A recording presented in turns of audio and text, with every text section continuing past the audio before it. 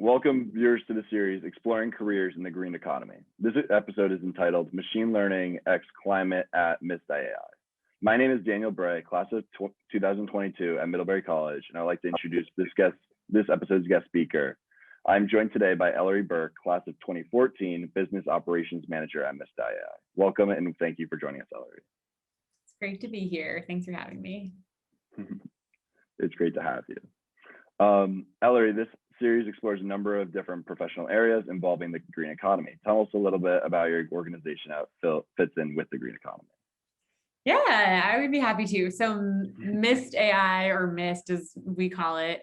Hang on, let me just turn my notifications off. Okay, so MIST is what we call it internally, at least. And what our company does is serve load and price forecasts to energy companies. So we help energy companies figure out how much power they need to procure in the market, or if they're not purchasing power, then how much they're likely to produce and at what price they might be able to sell that power. And so when to sell power, whether it's in the day ahead market, which is one market, or the real-time markets. There are two markets in which energy companies can sell or procure power.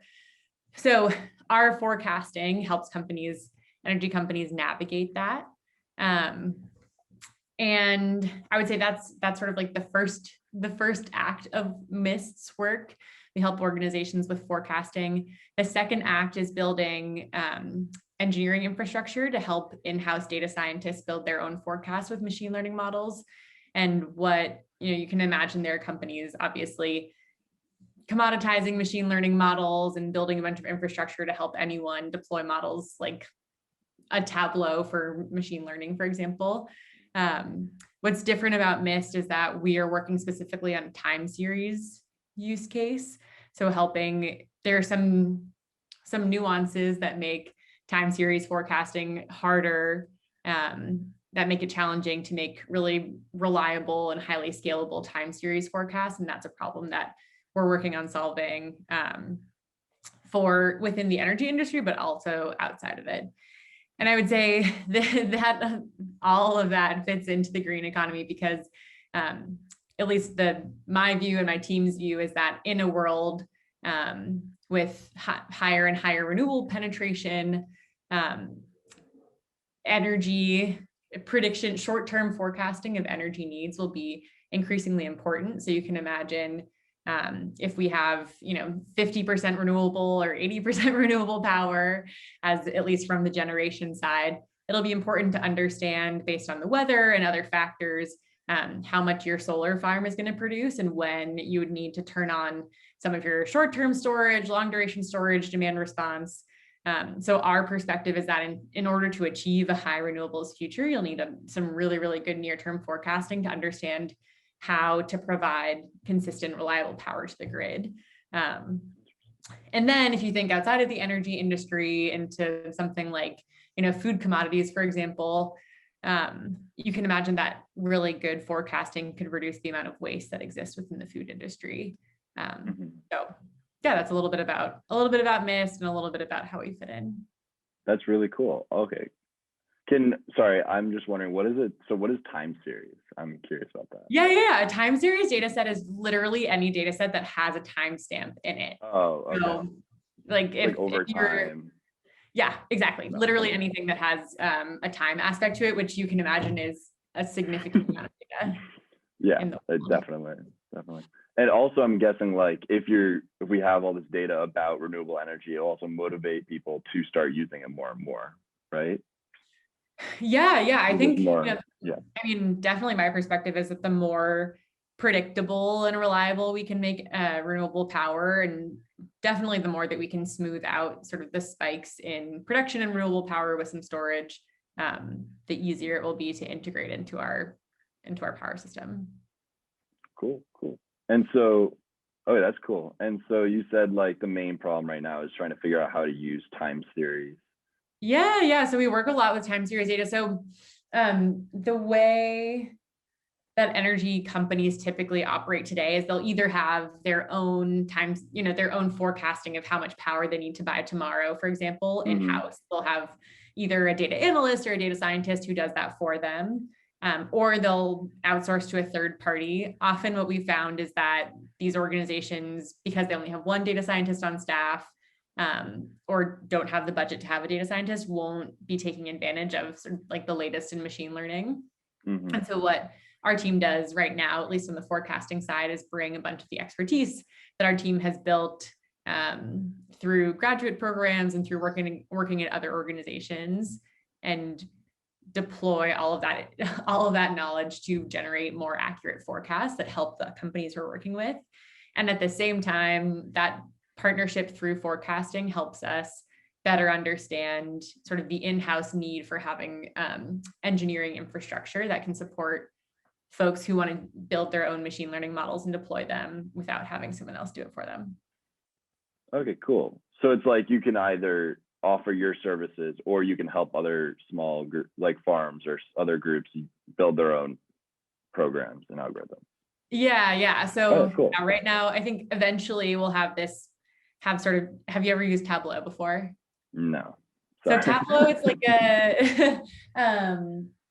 it's a software that you can use to like visualize your data, or basically like analyze your data, play around with your data. So it's sort of like a really helpful tool to make data analysis accessible to anyone, even if you don't have a ton of like Excel skills, for example, or coding skills. And what our vision is to build something similar. So a software, but instead of for data analytics, for building machine learning models, specifically in the time series world. And so the idea is that we would make this tool extremely flexible. So you'd be able to interface with the tool via code, but you could also interface via just a user interface, so a GUI, to make building, deploying, and monitoring machine learning models much more simple than it is today. That's awesome. All right, cool. What does the future look like for MIST? Like after, so we're going to create these machine learning algorithms on Tableau. Are there any big cool ideas ahead, or is that incriminating knowledge? I would say the biggest leap that we'll be making this year is having our machine learning platform live, which is not something it's still very much in production today. We're testing some like wireframes with customers. But yeah, I would say making the platform live and having some active users of the platform is the next big thing. Nice, that's cool. Are there any other similar organizations that are doing what MIST is doing, or is this like a really specific idea? Yeah, I mean, I like to think it's a specific idea, but there are definitely folks who are doing similar things. So there's a company called Amperon that's doing similar forecasting in the energy world. There are companies like C3AI who also do, support sort of easy deployment of machine learning models.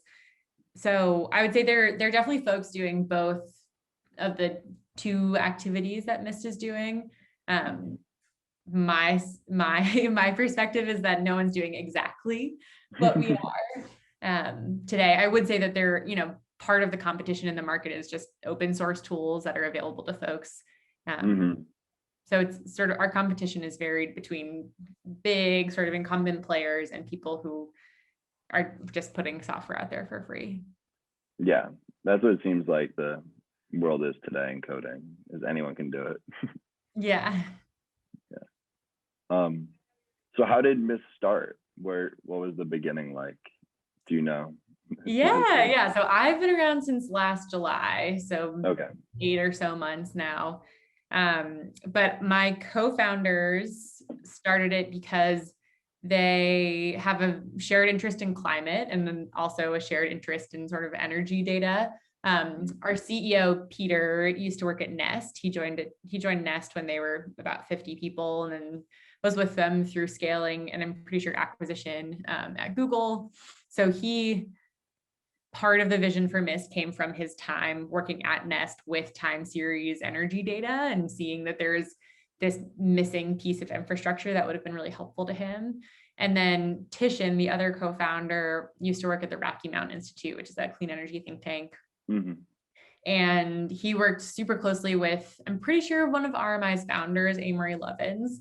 And I think just thought a lot about what the clean energy transition would look like and what technology was necessary to enable that transition. And really accurate time series forecasting is something that I think came up as an interest and as a need. And then Peter and Tishan were friends, and I think got to chatting about starting a company. Can I ask you about your current role as well right now? Yeah, sure. So my title is business operations manager, which honestly could mean so many different things across organizations and means different things within MIST. So some of what I do is just like company building work. I helped set up a hiring process and bring in a contract recruiter who has been such a lifesaver. I'm working to set up some DEI policies, and I'm bringing in a couple of folks with more expertise than anyone has on the team to help us with that. So there's some just sort of very operational company building work that I do. And then I would say the rest of my time is split between account management. So working with our existing customers to make sure that they're sharing the data with us that they had agreed to share with us, that our forecasts are working the way that we would expect. And then also onboarding new customers. So working super closely with our customers. And I would say that's customer experience is never something that I was expecting to engage in my career, but especially since our forecasting service is still pretty similar to a consulting agreement. It's very much like sort of just working with really interesting clients who are in the clean energy world. So I've really enjoyed that. Our customers are generally great. And then the other part of my work, which is ramping up this year, is doing a bunch of user testing. So setting up, defining, what user stories we want to understand for data scientists who are trying to build machine time series forecasting, machine learning models. Trying to understand what stories we want to collect, who we want to connect with, how we want to go about that, making sure our engineering team is pretty engaged in that process because it's important for them to be close to the user experience as they're building the product. Interesting. And you were saying the second part that you build user stories. Did you say those were for the clients, like the people that are making their own algorithms they are helping with? Or is that for your own MIST algorithm or Tableau? Yeah. So we will ask potential users, so we'll ask beta testers what their experience today is, or what challenges, what pain points they have when they're trying to build their own models, deploy and monitor them. And then we'll also show them prototypes of our product and see what their perspective is on what we're building. Oh, that's awesome. I like that. Cool. And so you're on the hiring side, you're on the working with customer side, checking with the other people, the other companies that you're working with, they offer you data. How did you get to the business manager, operations manager position? Yeah, that's a good question. When I joined, we were 8 people. And then shortly after that, we were 7. So it's super small when I joined. And I guess another way to describe what I do is everything that's not sales and not technical at the company, sort of by process of elimination. The business operations manager title is one that I sought out just because it felt broad enough to be inclusive of a bunch of different things I wanted to try. Mostly just because it was broad enough, and I had friends from business school who had similar titles and said that was a good launch.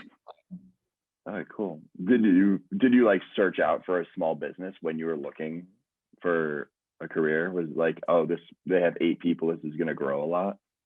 Yeah, I mean, to be honest, I was thinking of going a little bit bigger, but MIST is is in the portfolio of a venture firm that I worked for between my first and second year of business school. So I got connected to the team. I ended up working with the team a little bit over the summer and really, really liked them, and liked that they sat at this intersection of, working with data and sort of the cutting edge of analytics and with energy. Given my experience before school working in economic consulting and in the energy world, it felt like a cool place to, a cool area to dive into. And I was also really excited about the idea of working in climate tech, which while I was in school was sort of a concept and now has completely blown up. It's, I think, a super active and maybe even overactive market, at least on the venture side. So yeah, I wasn't totally set on working at a small company, but I was really excited about everyone who was on the team at the time and about what they were working on. That makes sense. Yeah. That's so in business school, you like tested out and you're like, this is awesome. All right, cool. When you were at Middlebury, was there any part of like your experience that you think really like helped you get to the place you are today? Like whether it's classwork, extracurriculars. Yeah.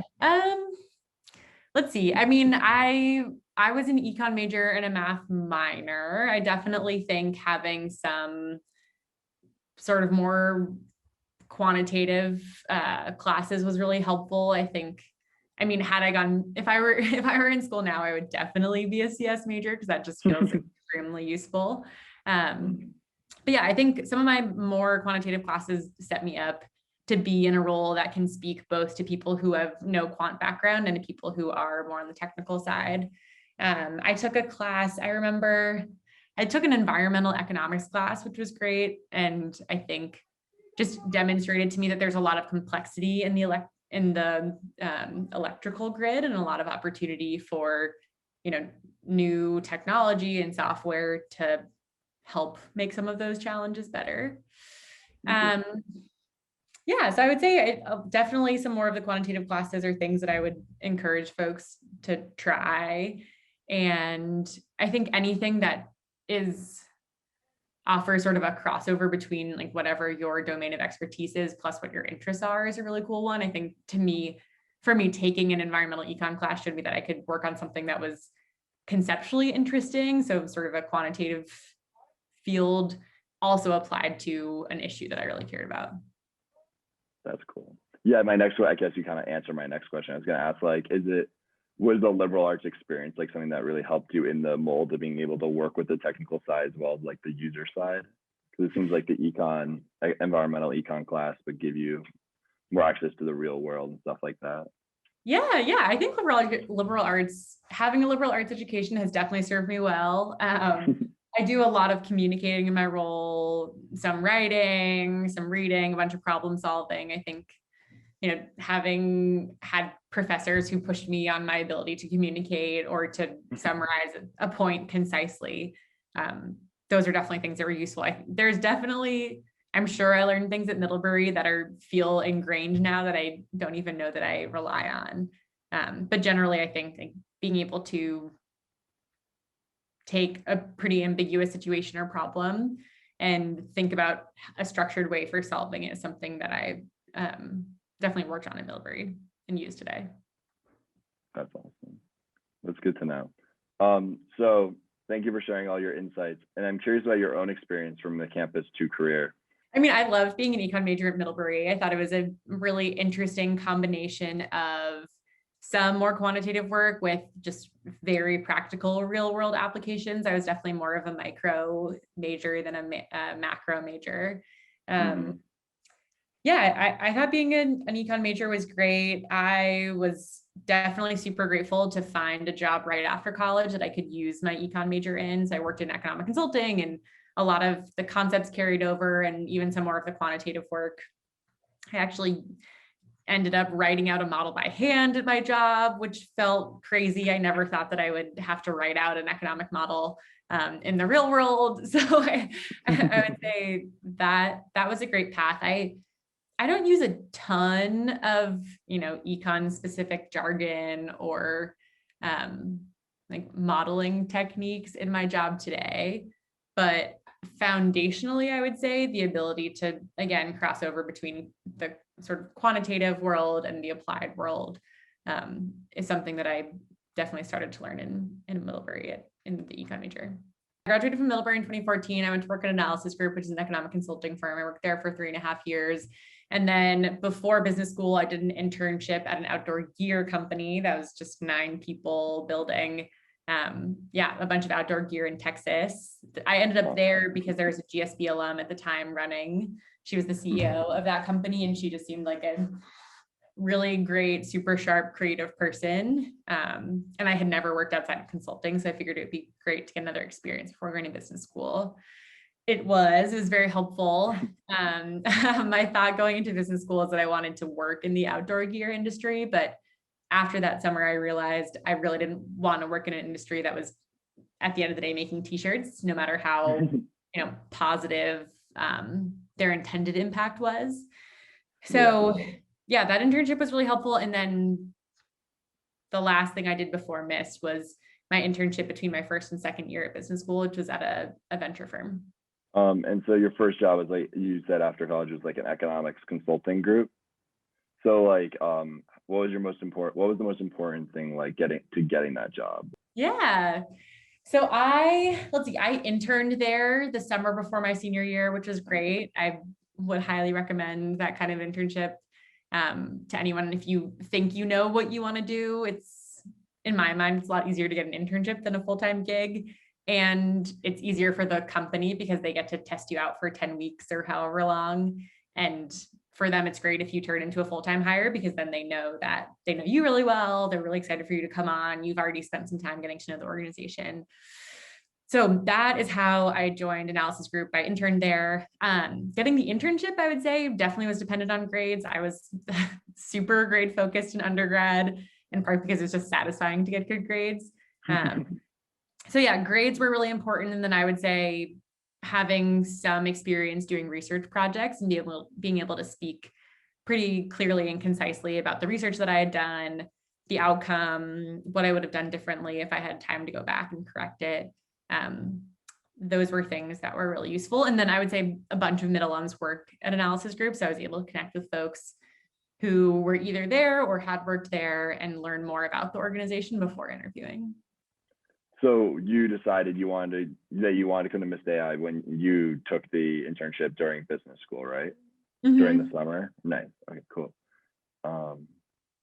And do you think going to business school is really important for these types of jobs, especially for like a business operations manager position? Yeah, I would say I don't think business school is critical, honestly, to any career path, unless maybe an exception is working in venture capital if you didn't work in it before school. There are definitely some things that business school is more important for, but I think I would say for folks who find a career path that they're really excited about right out of school, and they can see, a growth path in that, either in the organization that they start in or in that specific career path, and you don't really need business school, because business school doesn't, at least in my mind, it doesn't confer a specific set of skills. It confers a bunch of sort of, at least at Stanford, emotional awareness and interpersonal awareness. It gave me an opportunity to pivot from economic consulting out into something else. So I think business school is definitely helpful. It gave me a bunch of perspective about being an operator in an organization, that's selling a product, for example, versus being in consulting. I would say, though, that if I had started in a software company, for example, and maybe become a product manager before school, I wouldn't have needed to go back to school to end up where I am today. For me, a big part of the value is just understanding what other opportunities exist to pursue some interests that I have, and then also an opportunity to pivot. Interesting. Cool. All right, thank you. And what does your preferred career future look like? Do you want to stay in the field that you're in now, or what are you thinking? Yeah, that's a great question. I mean, I'm really liking what I'm doing now. Learning about working at a super young, growing organization is fun.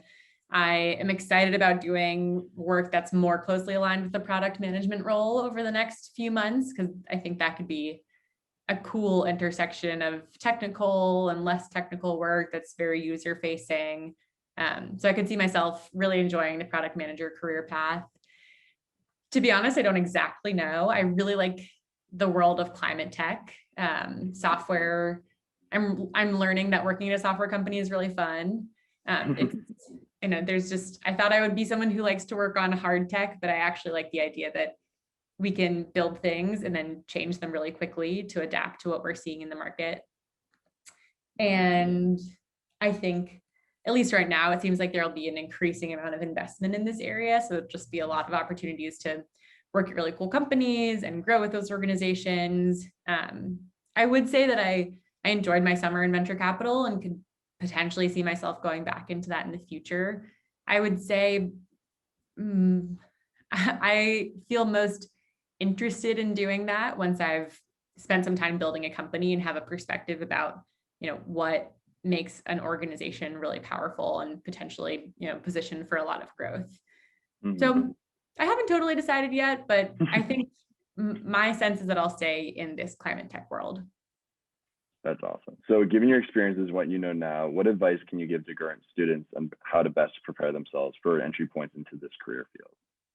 Yeah, I mean, I would say there are a ton of different entry points. So if you're like an English major wishing that you were working in climate tech, don't be too worried about whatever you're studying right now. I would say though that if folks have time to take a few computer science classes, they definitely should, because that seems like no matter what role you end up in the world, it will at least help you communicate with the folks around you. So I would definitely take some either computer science or some just quantitative classes so you feel like you have some comfort speaking about and understanding and working with numbers.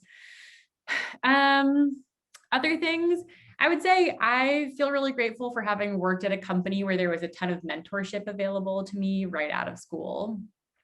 Part of the reason I joined a consulting firm is I couldn't decide exactly what I wanted to work on right out of school. So I liked getting exposed to a number of different things. And that's where I discovered that I was really still excited about this idea of working at the intersection of data and energy.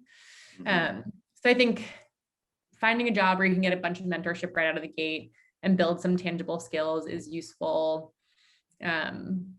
Giving yourself the opportunity to work at a place for at least a couple of years out of school. I feel like, at least in California, people jump from job to job, even after just 1 year of work. And from my perspective, it's pretty hard to build any expertise or connection or skills if you only work somewhere for a year. Mm-hmm. And then, yeah, I mean, I think if someone's specifically interested in working in software, a lot of how we think about recruiting is we'll look for people who have worked at a bigger company for a couple of years at least. So if you were to become an engineer, for example, and go work at a place like Google or Spotify or Slack, that would be a great way to build a bunch of skills and then be able to work at a smaller company, because smaller companies are really exciting and often are working on super interesting topics. And it's hard for a 12-person company, for example, to dedicate a lot of time to training someone who hasn't been in the workforce yet. So I would say, I mean, if there's a startup that you absolutely want to join and you're super gung-ho about it, then definitely do. And if you're considering working somewhere bigger, I at least would encourage that, just because it's a really great way to build skills. Good way to build skills, good way to build connections. That's awesome. All right, thank you.